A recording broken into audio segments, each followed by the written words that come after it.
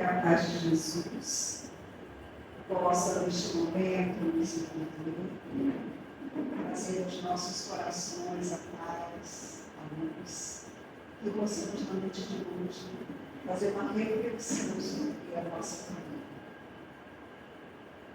Todos nós vemos uma família do Espírito e Joana de Anjos nos fala que a família é o berço, é o instituto, é o laboratório divino, onde nós nos integramos nessa família para que a gente possa fazer com que cadinho de quatro paredes possa refletir para a paz do mundo. E ela nos fala ainda mais que, ao casarmos, e aí constituir uma família, quando a gente vem do plano espiritual, nós já estamos ali com um planejamento que não é por acaso, não foi por acaso esse encontro. E aí ela nos fala que muitas vezes esse encontro ele tem que acontecer, e aí você, no passado, quando passa o tempo, você diz, mas eu chegava outro do jeito que ele era. Eu não sentia, porque aquele momento do namoro tem que ser flores, para que esse encontro se fortaleça e a tua vivência se faça na sua caminhada. E aí esse planejamento que nós falamos agora, muitas vezes nós já vivemos muitas vidas e nós não fomos coisas boas. Já falimos muitas vezes e já vestimos vários corpos.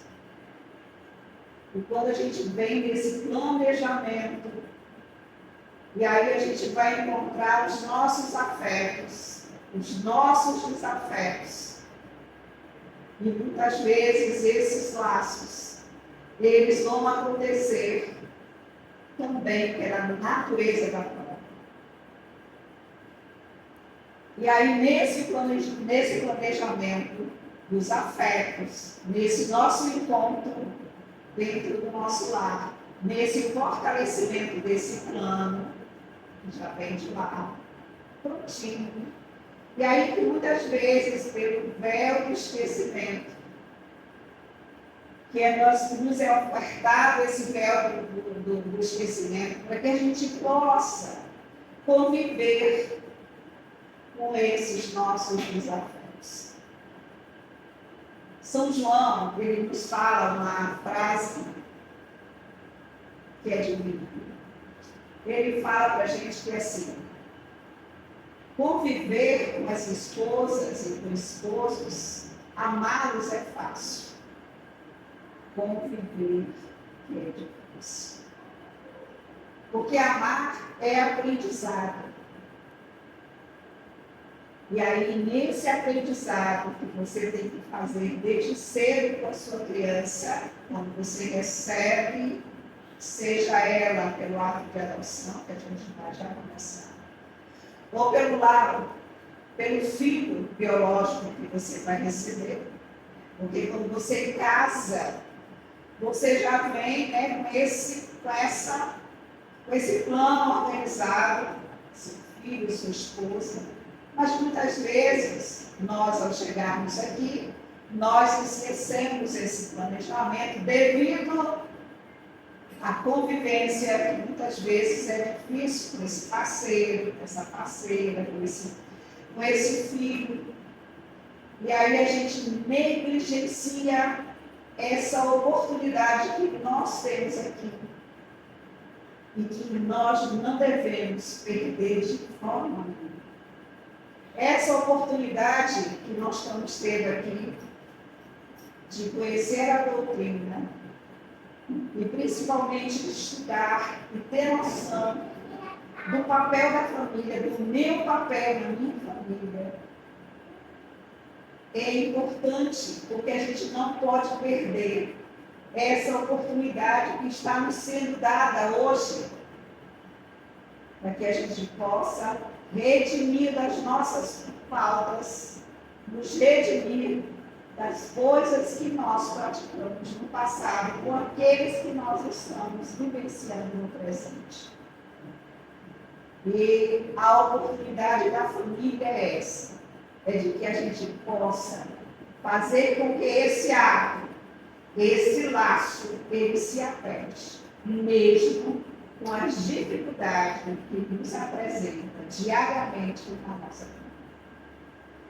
E a gente não pode perder essa oportunidade que a gente eu vi uma mensagem dessas que colocam manda para a gente, né, assim, para que a gente possa ler e fazer uma reflexão. Aí ele fala que o homem é tipo o sol. Você vai perguntar para ele qual é o suco que ele gosta, ele vai dizer que é de abacaxi. Daqui a 20 anos você pergunta dele, ele vai dizer que é de abacaxi. Mas a mulher, você vai dizer para ela hoje qual é o suco que você gosta, ela vai dizer de abacaxi. Aí ele vai buscar de abacaxi, daqui a pouco ela diz assim, não quero mais abacaxi não. Eu quero o quê? De morango. Mas você não queria de abacaxi agora? Vai querer de morango agora. Porque a mulher é tipo a lua. Ela tem fases. Hoje ela gosta de uma camisa, de uma blusa, de uma roupa, do cabelo. Mas amanhã ela se vê aqui. Não a interessa, ela vai lá e muda o cabelo, a cor, a forma de gostar. E muitas vezes essa convivência com o homem é muito difícil. É difícil. De saber as fases que ela está, o momento que ela está, para que essa convivência se estabeleça e essa reaproximação se fortaleça diariamente a cada minuto. A cada segundo. E isso é importante nessa convivência. É você saber olhar o outro, aquilo que ele realmente está vivendo e convivendo diariamente contigo. E conviver é essa oportunidade de fazer com que esse ato do amor se estabeleça através do amor. Aí, quando você casa, você pensa nos filhos. Tem muitos casais, como eu, não tive a oportunidade de ter filhos. Mas, para mim, isso nunca foi peso. Isso nunca trouxe dor ou sofrimento. Porque tinha motivos. Mas, a gente vê muitos casais que isso é trauma, é sofrimento, isso traz dor. Quando o filho não vem, o tratamento, por mais tratamento que se faça, mas esse filho não vem, não chega aqui. E aí há uma opção pela adoção. E eu sempre digo que o filho adotivo, ele não veio de dentro, ele veio o quê? Do coração. Muitas vezes, aquele filho adotivo, ele que te escolhe. Ele que te escolhe. E outras vezes, é o casal que escolhe aquele filho. E isso, segundo a doutrina espírita, é algo que se desenvolve lá no plano espiritual. Nada, segundo a doutrina espírita, ocorre o quê? Por acaso. tudo tem seu fim útil.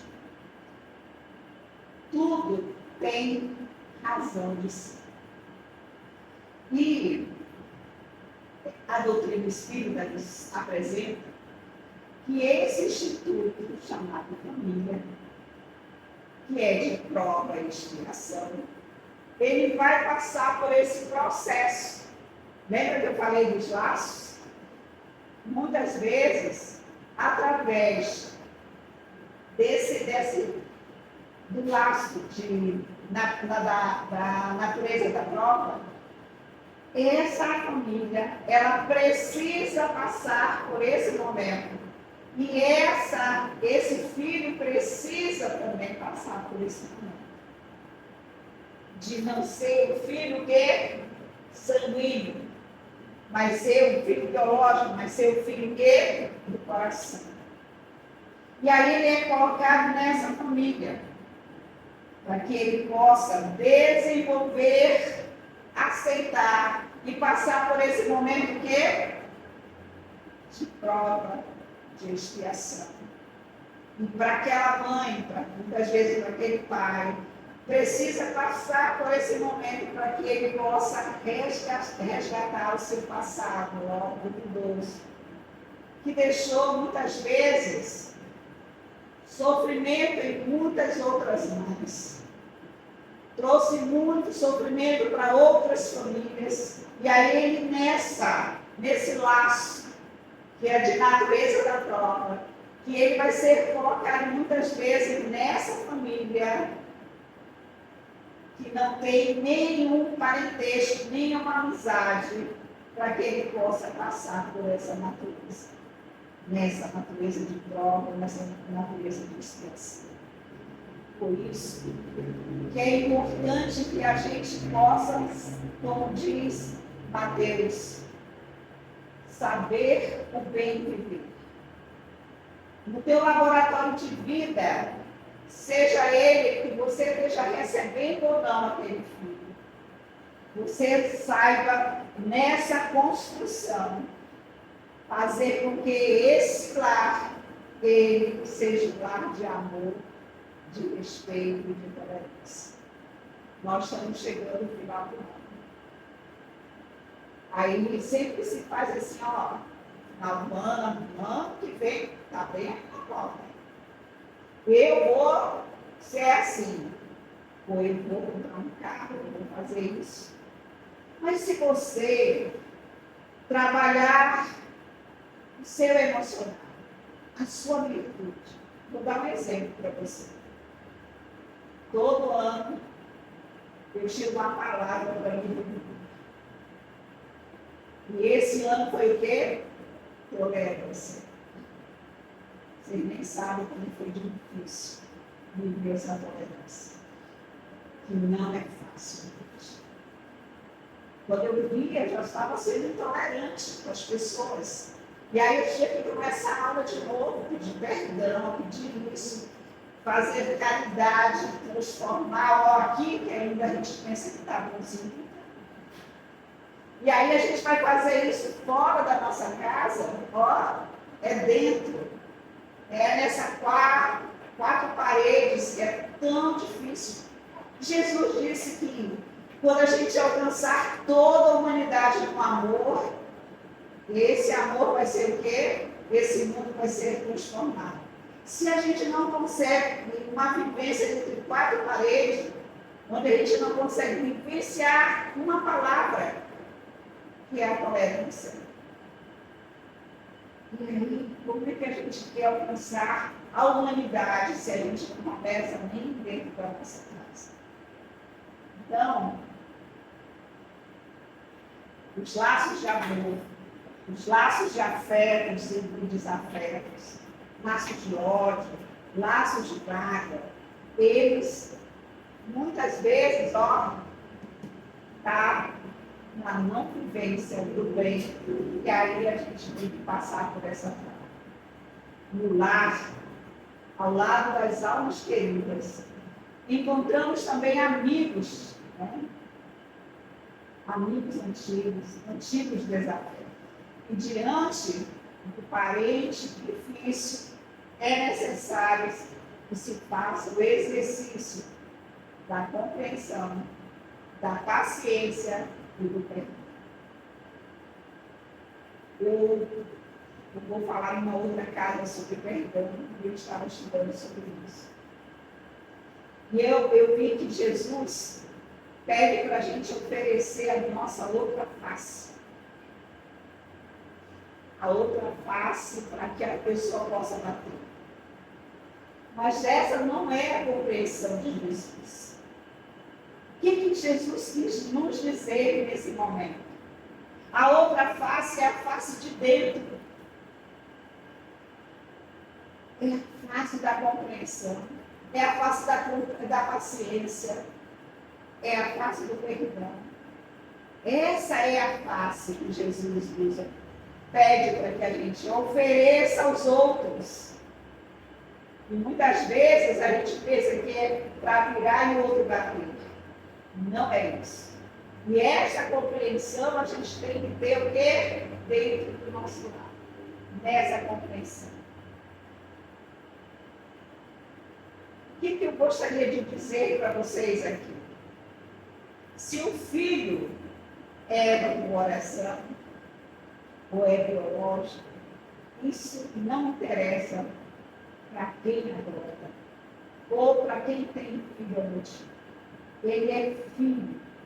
E ele precisa ser construído no amor, na disciplina, na compreensão, na autoestima, na paciência. Para que ele possa, seja ele adotivo ou não, ser um homem de bem amanhã. Para que eu possa, diante daquilo que a gente já coloca como filho adotivo, para que a gente possa fazer essa exportação para o mundo, onde ele possa fazer diferença lá na frente. Essa é a compreensão maior da doutrina espírita. Não interessa se ele seja do lado adotivo, interessa que ele seja filho. Como nós somos o quê? Filhos de Deus. Que nos ama, que nos compreende, que está sempre nos dando oportunidade para que a gente possa vestir várias roupas até que um dia a gente se eleve até ele. E para isso, nós precisamos urgentemente fazer o nosso dever de casa. E o nosso dever de casa é o amor.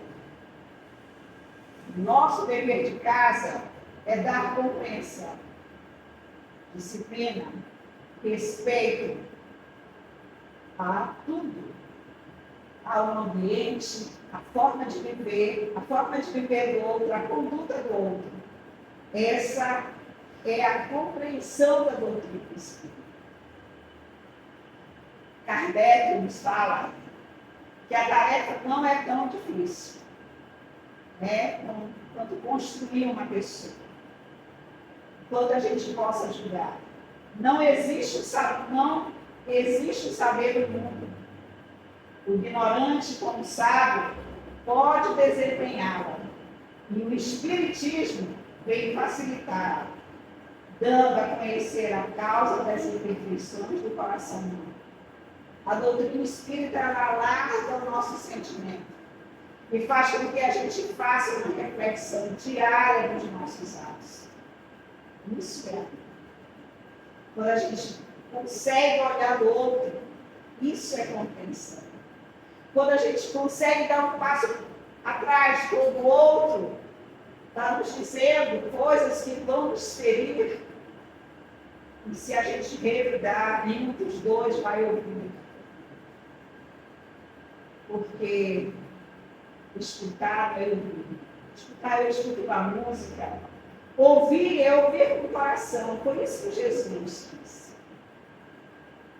E aí eu só consigo ouvir, eu só consigo pensar, eu só consigo falar se esse amor ele está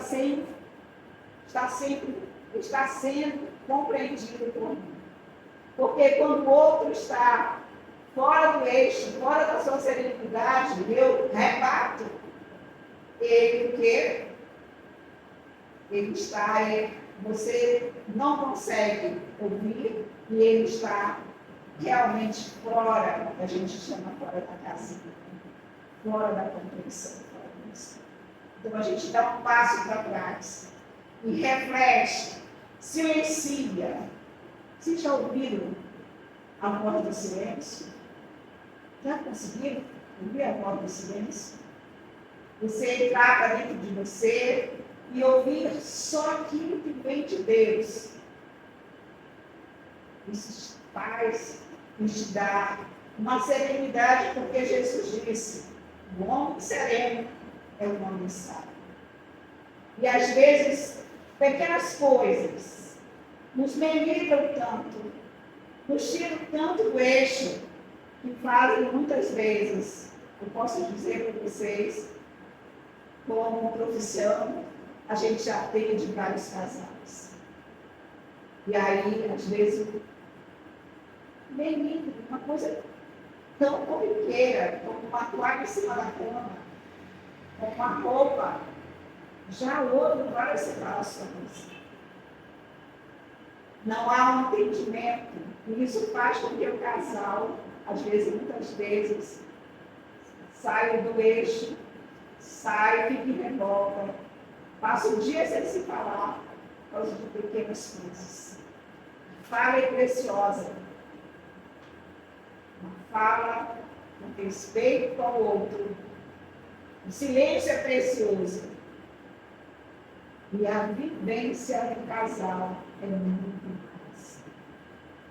Então, a nossa relação, ela não é por acaso. E a adoção, fala Kardec, que é uma forma de complementação espiritual que traz extenso benefício a quem adota. Ela constitui uma atitude extrema de nobreza, não apenas para quem nunca teve filhos, mas principalmente para quem já possui filhos biológicos e ainda busca outros seres no intuito de complementar a sua constelação familiar. Partilhando a felicidade, experimenta por todos aqueles que desfrutam do amor no ambiente doméstico. Então, adotar uma criança, hoje a gente vê muitas interrogações sobre a adoção de pessoas que são do mesmo jeito. Aí falo que podem fazer com que esses meninos possam ser igual ao casal que está adotando. Os casais héteros, que machucam seus filhos, que matam suas mulheres, que têm uma atitude errônea. Quer dizer que aquele casal não pode adotar aquela criança e fazer com que ela tenha um lar. Porque criança em abrigo vai ser a minha vida trabalhando e sendo coordenadora de abrigos no nosso estado. E aí eu vou dizer para vocês, é atendido por várias pessoas, cada um,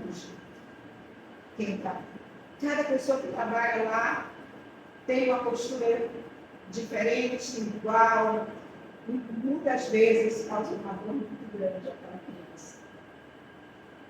Por que não adotar? Fazer com que, ao crescer, ela tenha uma compreensão.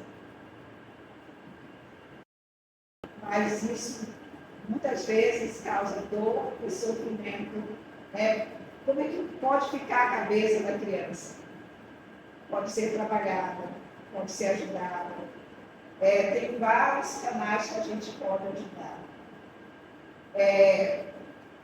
E também adoção de crianças deficientes, que causa, muitas vezes, nas outras pessoas, muita dor. Como Você vai adotar um Down. Você vai adotar uma pessoa de uma deficiência grande. Então, por que não adotar? Se a pessoa está habilitada para isso. Porque a sociedade acha que ela vai ser capaz de adotar uma criança. Então, é importante que a gente possa ter esse olhar. Aí eu trouxe uma frase para vocês de Ricardo Bernaldi, que ele fala sobre essa questão sobre adoção. Ele fala o seguinte: existe sempre entidades espirituais que no passado adquiriram débitos com a lei universal na área do nascimento. Hoje, anseiam por um filho que não consegue ter. São indivíduos que nas vidas passadas criaram expressivas dificuldades para a encarnação de outros, semeando o karma que agora corre. Então, muitas vezes, que aquela natureza da prova que eu falei com vocês agora. Então, atados por compromissos anteriores, os filhos retornam, sejam eles biológicos ou adotivos, ao lar, não somente aqueles seres a quem se ama, senão aqueles outros a quem se desenvolvem ou que estão ainda com dívidas com você ou os pais com dívida com aquele espírito. Então, colaboradores surgem na forma fisiológica, reteando o devedor, utilizando-se do processo superior das leis de Deus para reajuste de contas, no qual poucas vezes se complicam as situações por indisposições dos conscientes.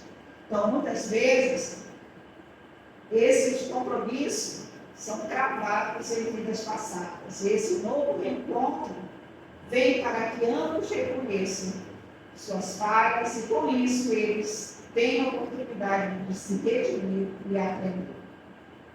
Aí eu vou dar um exemplo. Uma mãe muito permissiva, que transformou a criança em um adulto mimado e arrogante, precisará corrigir esse problema. Ou seja, é natural que na próxima encarnação ela venha como uma mãe de uma criança cheia de culpa. Assim, ela ajudará a sair dessa situação que ela mesma colocou esse espírito, em vidas passadas, se complicando o seu presente. A importância nossa, do nosso crescer com essa criança. Até os 7 anos, desde a barriga até os 7 anos, essa criança precisa ser amada, ensinada, respeitada, para que ela lá na frente, ela venha ter atitudes que possam ajudar essa família. É muito importante. Então, esse alicerce, logo no início, ele é importante, ele precisa ser sedimentado para a construção desse homem de amanhã, como nós já falamos. E isso nos dá a oportunidade para que a gente possa fazer com que esse mundo seja melhor. E aí a gente colocou, do ponto de vista espiritual, os pais que não possuem condições biológicas para gerar um filho e decidem realizar a adoção, precisa a prova do filho adotivo. Aquele filho adotivo, ele vai estar sempre na solidão se ele não for bem construído. Enquanto os pais, a perpetuação dos genes por meio dos seus descendentes consanguíneos, ele não vai ter isso. E aí ele vai precisar desse filho adotivo para que possa perpetuar, esse filho do coração que ele vai chamar da vida toda.